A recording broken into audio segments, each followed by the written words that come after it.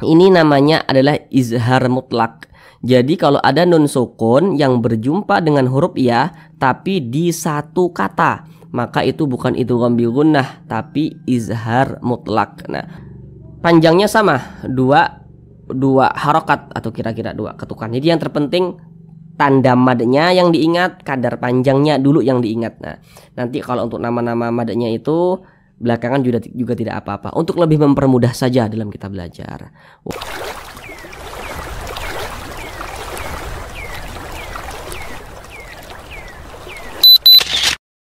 Assalamualaikum warahmatullahi wabarakatuh.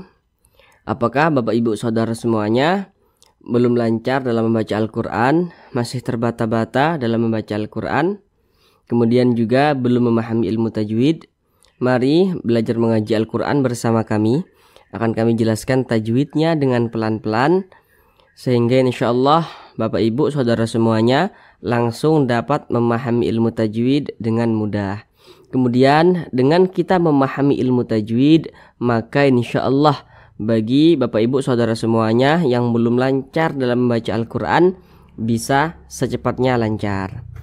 Namun sebelum itu kami doakan terlebih dahulu semoga Bapak Ibu Saudara semuanya senantiasa dalam keadaan sehat, dipermudah segala urusannya, dikabulkan segala hajatnya, dan senantiasa dilancarkan rezekinya oleh Allah Subhanahu wa Ta'ala. Amin, amin ya rabbal alamin. Baiklah, langsung kita mulai belajar mengaji Al-Qur'annya. Kita kali ini akan belajar mengaji Al-Quran dengan penjelasan tajwidnya yang pelan-pelan, yakni pada surah Al-Baqarah ayat 200. Jadi di surah Al-Baqarah ayat 200 ini kita bagi menjadi dua bagian supaya durasinya itu tidak terlalu lama, karena di sini kami berusaha menjelaskannya itu dengan pelan-pelan sehingga memudahkan Bapak Ibu Saudara semuanya dalam memahami tentang tajwid yang kami sampaikan. Kemudian kita belajarnya itu sedikit-sedikit saja. Yang terpenting Bapak Ibu Saudara semuanya langsung dapat memahami, sehingga nantinya ketika membaca Al-Quran langsung dapat praktek dengan sendirinya. Sekarang ini kita masuk kepada bagian yang kedua atau bagian yang terakhir. Jadi di bagian yang kedua ini kita akan belajar dari sini, dari faminan nas sampai akhir, sampai bawah sini, sampai min khalaq. Nah, baiklah, di sini akan kami bacakan terlebih dahulu dengan pelan-pelan. A'udzu billahi minasy syaithanir rajim. Bismillahirrahmanirrahim. Faminan nasi man yaqulu rabbana atina fid dunya wa ma lahu fil akhirati min khalaq. Baik, sekarang kita bahas tajwidnya dengan pelan-pelan. Namun sebelum itu ada beberapa hal yang kami sampaikan di awal supaya lebih memudahkan Bapak Ibu Saudara semuanya memahami penjelasan kami nantinya. Yang pertama, kalau nanti kami katakan huruf di belakangnya atau huruf sebelumnya, maka itu adalah huruf yang berposisi sebelah kanan, sebelah sini, sebelah kanan. Kalau nanti kami katakan huruf di depannya atau huruf setelahnya, maka itu huruf yang berposisi sebelah kiri, Nah. Kemudian baris satu ke atas ini disebut juga dengan tanda baca fathah atau harokat fathah. Kalau baris satu ke bawah ini disebut juga dengan tanda baca kasrah atau harokat kasrah. Kalau yang seperti ini disebut juga dengan tanda baca dhammah atau harokat dhammah. Nah, Yang pertama di sini faminan nas, huruf fa, ketika kita mengucapkan huruf fa, maka ada nafas yang mengalir ketika kita mengucapkannya. Fa, jangan pa, jangan, tapi ada nafas yang mengalir. Fa, seperti itu. Karena huruf fa ini merupakan salah satu huruf yang memiliki sifat hamas. Faminan nas. Kemudian di sini ada huruf alif lam. Nah, setiap membaca Al-Quran apabila berjumpa dengan huruf alif lam, maka kita perhatikan huruf di depannya atau huruf setelah huruf lam itu kita perhatikan. Ini huruf lam, mana huruf di depannya atau huruf setelahnya? Nah, tadi sudah kami katakan kalau kami mengatakan huruf di depannya atau huruf setelahnya, maka huruf yang berposisi sebelah kiri. Ini huruf lam, mana huruf setelahnya atau huruf di depannya? Berarti huruf nun ini. Nah, ini alif lam berjumpa dengan huruf nun. Kita lihat di samping. Huruf nun itu termasuk salah satu huruf syamsiah. Maka alif lam berjumpa dengan huruf nun hukumnya adalah alif lam syamsiah. Alif lam syamsiah itu biasa disebut juga dengan idgham syamsiah. Karena cara membaca huruf lamnya ini dibaca idgham. Jadi huruf lamnya ini tidak dibaca nih, langsung masuk ke huruf yang di depannya. Jadi jangan bingung. Faminan nas. Kemudian di sini ada huruf nun bertasydid. Ini huruf nun, tanda tasydid itu seperti ini, seperti angka 3 terbalik. Nah, kita lihat di samping huruf nun bertasydid, huruf mim bertasydid itu hukumnya adalah gunnah musyaddadah. Nah, perhatikan catatan di bawahnya itu. Itu sengaja kami buat catatan di bawahnya itu untuk lebih mempermudah saja Bapak Ibu Saudara semuanya dalam belajar supaya tidak salah nantinya dalam menentukan hukum. Karena nanti tidak semua huruf nun bertasydid, tidak semua huruf mim bertasydid hukumnya gunnah musyaddadah, tidak semua. Kalau misalkan kemasukan tanda baca tanwin atau kemasukan nun sukun begitu. Jadi supaya tidak salah dalam menentukan hukum, maka kami buat catatan kecil di bawahnya itu. Kalau ada huruf nun bertasydid, kita perhatikan huruf di belakangnya atau huruf sebelum nun bertasydid yang memiliki tanda baca. Kalau ini ada huruf nun bertasydid nih, di belakangnya sini ada huruf yang memiliki tanda baca fathah, kasroh atau dhammah, maka nun bertasydidnya ini hukumnya adalah gunnah musyaddadah. Ini nun bertasydid, di belakangnya ada huruf yang memiliki tanda baca fathah, berarti nun bertasydidnya ini hukumnya adalah gunnah musyaddadah, maka cara bacanya itu digunnahkan atau didengungkan.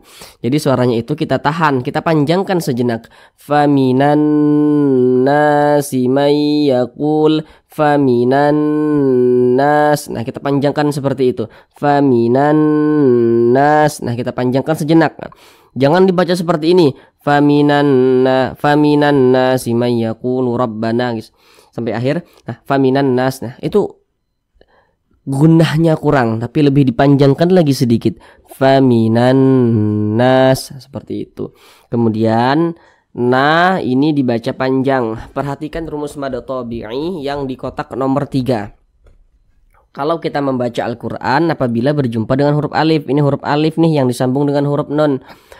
Apabila membaca Al-Quran berjumpa dengan huruf alif, maka kita perhatikan huruf sebelumnya atau huruf yang berposisi tepat berada di belakang huruf alif tuh kita perhatikan. Kalau membaca Al-Quran berjumpa dengan huruf alif, kemudian di belakangnya sini ada huruf yang memiliki tanda baca fathah nih, baris satu ke atas tanda baca fathah.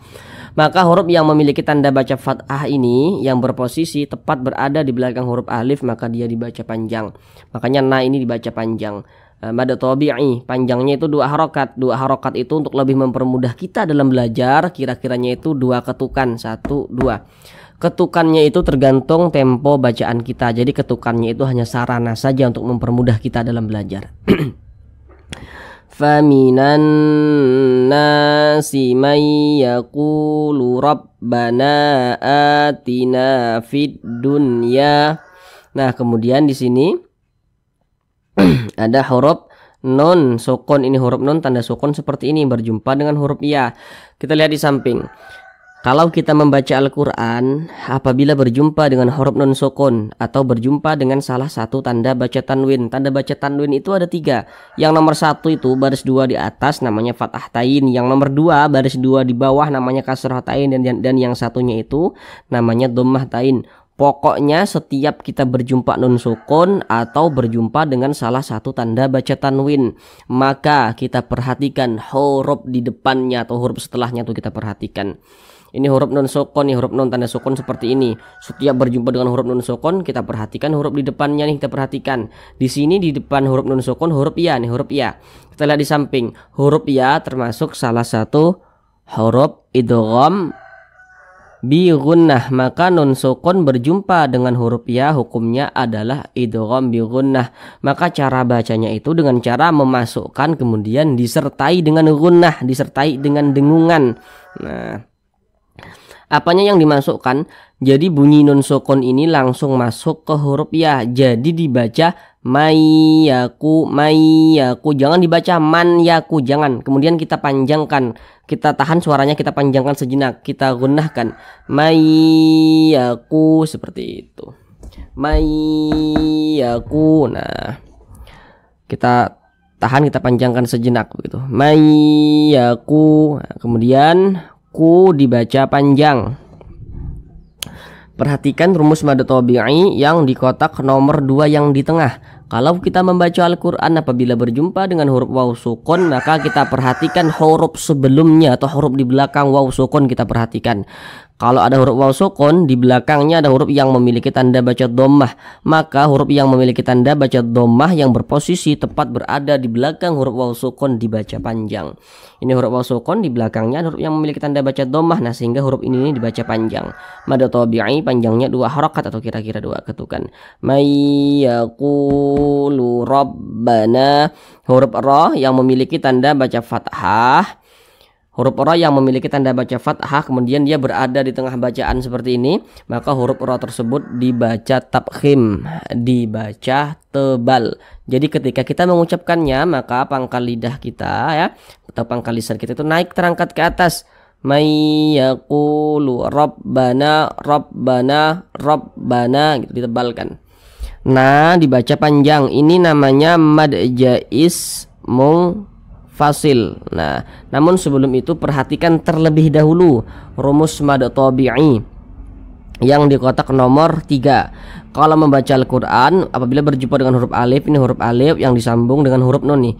Kalau membaca Al-Quran berjumpa dengan huruf alif, kita perhatikan huruf sebelumnya atau huruf di belakang huruf alif tuh kita perhatikan. Kalau dia memiliki tanda baca fathah, maka huruf yang memiliki tanda baca fathah yang berposisi tepat berada di belakang huruf alif atau tepat berada sebelum huruf alif, maka huruf tersebut dibaca panjang. Makanya nah ini dibaca panjang.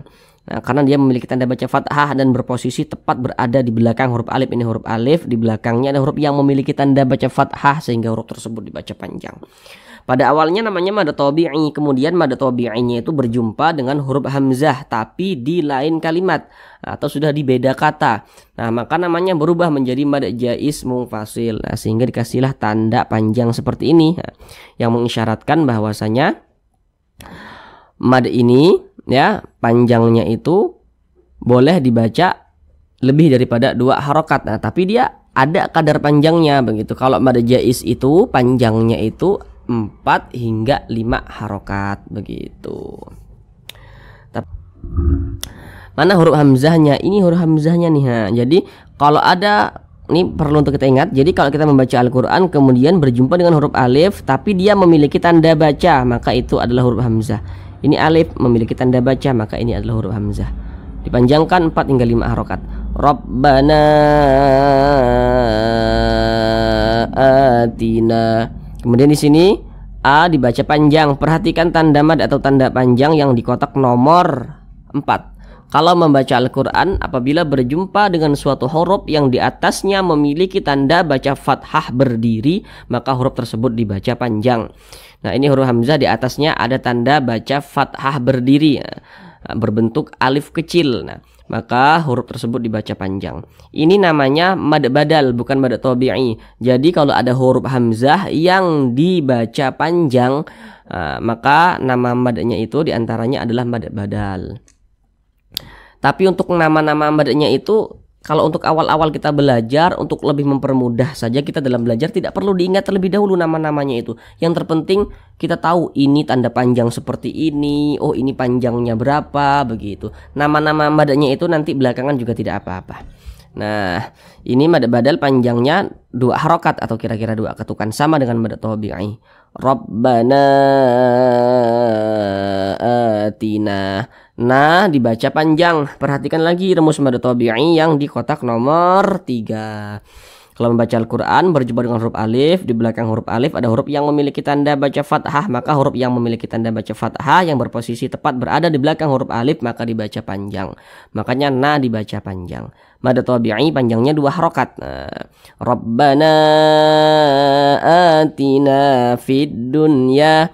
Kemudian di sini ada alif lam berjumpa dengan huruf dal. Nah, kita lihat di samping, huruf dal itu termasuk salah satu huruf syamsiyah. Maka alif lam berjumpa dengan huruf dal, hukumnya adalah alif lam syamsiyah. Sehingga cara membaca huruf lamnya ini diidghamkan. Jadi huruf lamnya ini dia tidak dibaca langsung masuk ke huruf dal. Fid dunya, seperti itu. Kemudian di sini ada huruf nun sukun berjumpa dengan huruf ya. Tadi di awal sudah kami ingatkan, setiap membaca Al-Quran apabila berjumpa dengan huruf nun sukun, kemudian kita perhatikan huruf di depannya. Setiap membaca Al-Quran berjumpa dengan huruf nun sukun, kita perhatikan huruf di depannya. Huruf nun sukun berjumpa dengan huruf ya. Ayo, ini namanya bukan idgham gunah, ini nama hukumnya. Ayo. Jadi jangan salah ya. Ini namanya adalah izhar mutlak. Jadi kalau ada nun sukun yang berjumpa dengan huruf ya tapi di satu kata, maka itu bukan idgham gunnah tapi izhar mutlak. Nah, perhatikan di samping. Izhar mutlak itu terjadi pada 4 kata. Dunya, bunya, sinwa, qinwa. Jadi kalau baca Al-Quran berjumpa dengan kata dunya, bunya, sinwa, qinwa, nah itu adalah izhar mutlak, bukan idgham gunnah, bukan, tapi izhar mutlak. Nah, kalau di Al-Quran Mushaf Indonesia ya, cara membedakannya itu seperti ini ya. Yang pertama, supaya kita lebih mudah untuk membedakannya, yang alternatif yang pertama, kita hafalkan 4 kata tersebut. Dunya, bunya, sinwa, qinwa itu kita hafalkan. Alternatif kedua, kalau misalkan masih belum hafal 4 kata tersebut, supaya tahu kalau ini izhar mutlak, seperti ini caranya. Kalau di Al-Quran Mushaf Indonesia, setiap idgham itu dikasih tanda tasydid. Ini huruf ya nih. Di atasnya ada tanda tasydid kan? Nah, nun sukun berjumpa dengan huruf ya. Di atasnya ada tanda tasydid. Pasti itu idgham. Nah, kalau dia izhar ini di atas huruf ya-nya itu dia tidak ada tanda tasydid. Nah, begitu. Jadi kalau membaca Al-Quran di Al-Quran Mushaf Indonesia, kalau berjumpa nun sukun, kemudian di depan huruf nun sukun itu ada huruf ya tapi dia tidak memiliki tanda tasydid, maka itu adalah izhar mutlak. Nah, karena dia izhar maka dibaca jelas, tidak berdengung, baca pendek saja. Fid dunya, begitu. Jangan dibaca fid dunya, jangan, pendek saja. Fid dunya dibaca jelas, nah, tidak berdengung. Kemudian ya dibaca panjang. Perhatikan lagi rumus mad tabi'i yang di kotak nomor 3. Kalau membaca Al-Quran berjumpa dengan huruf alif, perhatikan huruf di belakangnya. Kalau di belakang huruf alif ada huruf yang memiliki tanda baca fathah, maka huruf tersebut dibaca panjang. Ya mad tabi'i panjangnya 2 harokat atau kira-kira 2 ketukan. Fid dunya wa ma dibaca panjang. Perhatikan lagi rumus mad tabi'i yang di kotak nomor 3. Ini huruf alif nih yang disambung dengan huruf mim. Kalau membaca Al-Quran berjumpa dengan huruf alif, kita perhatikan huruf di belakangnya. Kalau di belakang huruf alif ada huruf yang memiliki tanda baca fathah, maka huruf tersebut dibaca panjang. Ma dibaca panjang. Mad tabi'i panjangnya 2 harokat atau kira-kira 2 ketukan.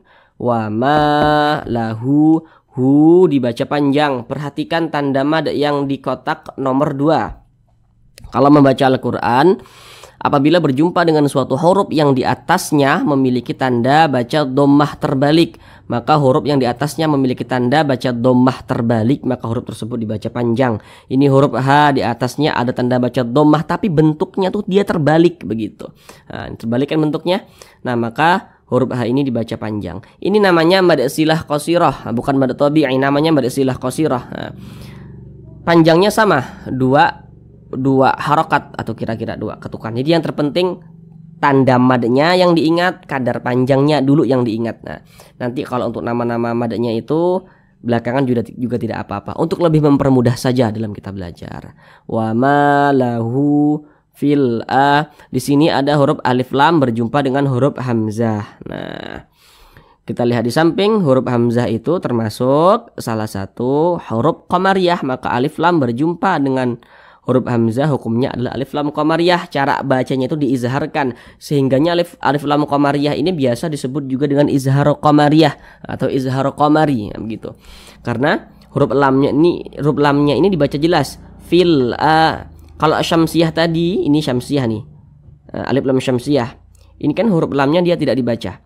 Kalau qamariyah huruf lamnya dibaca jelas. Nah, fil a dibaca panjang. Perhatikan lagi tanda mad atau tanda panjang yang di kotak nomor 4. Kalau membaca Al-Quran kemudian berjumpa dengan suatu huruf yang di atasnya memiliki tanda baca fathah berdiri, nah, maka huruf yang di atasnya memiliki tanda baca fathah berdiri, maka huruf tersebut dibaca panjang. Nah, ini namanya mad badal karena ada huruf hamzah yang dibaca panjang. Nah, panjangnya mad badal itu 2 harokat sama dengan mad tabi'i. Wa ma lahu fil akhirati min khalaq. Huruf ra dibaca tebal karena dia memiliki tanda baca fathah, sehingga pangkal lisan kita, pangkal lidah kita naik terangkat ke atas. Fil akhirati min khalaq. Kemudian nun sukun berjumpa dengan huruf kha. Nah, kita lihat di samping, huruf kha termasuk salah satu huruf izhar halqi, maka nun sukun berjumpa dengan huruf kha hukumnya adalah izhar halqi, dibaca jelas tidak berdengung, jadi baca pendek saja. Min khalaq, jangan dibaca min khalaq, jangan seperti itu, pendek saja. Min khalaq. Kemudian laq ini dibaca panjang. Nah, ini namanya adalah mad arid lisukun. Namun sebelum itu perhatikan terlebih dahulu rumus mad tabi'i yang di kotak nomor 3. Kalau membaca Al-Quran berjumpa dengan huruf alif, nih huruf alif nih benderanya nih. Di belakang huruf alif ada huruf yang memiliki tanda baca fathah, maka huruf tersebut dibaca panjang. Nah, kemudian mad tabi'inya itu berjumpa dengan huruf yang kita sukunkan atau yang kita matikan. Nah, maka namanya berubah menjadi mad arid li sukun. Panjangnya boleh 2 harokat, boleh 4 harokat hingga 6 harokat. Yang terpenting konsisten dalam sekali bacaan. Maksudnya konsisten itu kalau misalkan kita membaca Al-Quran di atas ada mad arid li sukun, kita baca 2 harokat. Setiap kita berjumpa dengan mad arid li sukun sampai bawah kita baca Al-Quran, kita baca sama gitu, sama 2 harokat semua. Kalau 4 harokat semua, begitu. Mana huruf yang kita sukunkan? Huruf qaf. Nah, ini kita sukunkan. Nah, kenapa disukunkan? Jadi kalau kita membaca Al-Quran, apabila kita berwakaf tepat di huruf yang tidak dibaca panjang, maka huruf tersebut harus kita sukunkan. Ini kita berwakaf atau berhenti tepat di huruf qaf. Huruf qaf tidak disukunkan, tidak dibaca panjang, makanya kita sukunkan. Sehingga kita baca min khalaq. Jangan khalaqin, jangan. Min khalaq, seperti itu. Kemudian huruf qaf ini karena dia sukun ya dipantulkan. Kita lihat di samping, huruf qalqalah itu ada 5, salah satunya huruf qaf. Kalau dia sukun dipantulkan cara membacanya. Nah, dan ini termasuk kepada qalqalah kubra, qalqalah besar karena dia berada di akhir bacaan. Nah, atau dapat kita pahami ketika kita membaca Al-Qur'an kemudian kita berwaqaf atau berhenti tepat di huruf qalqalah, maka ia termasuk kepada qalqalah kubra atau qalqalah besar, begitu. Walaupun nanti ada yang berpendapat kalau huruf qalqalahnya itu bertasydid, kita berhenti di akhir huruf qalqalah bertasydid. Ada yang menamakan qalqalah akbar. Tapi kalau ini qalqalah kubra. Karena kita berhenti tepat di huruf qaf, dan di sini huruf qafnya tidak bertasydid, begitu. Ini qalqalah kubra atau qalqalah besar. Baik, karena waktunya sudah terlalu panjang ya. Semoga apa yang kami sampaikan dapat Bapak Ibu Saudara semuanya pahami. Dan bagi yang belum lancar silakan dipraktekkan dengan sendirinya apa yang sudah dipahami dengan pelan-pelan. Semoga bisa segera lancar. Terima kasih. Assalamualaikum warahmatullahi wabarakatuh.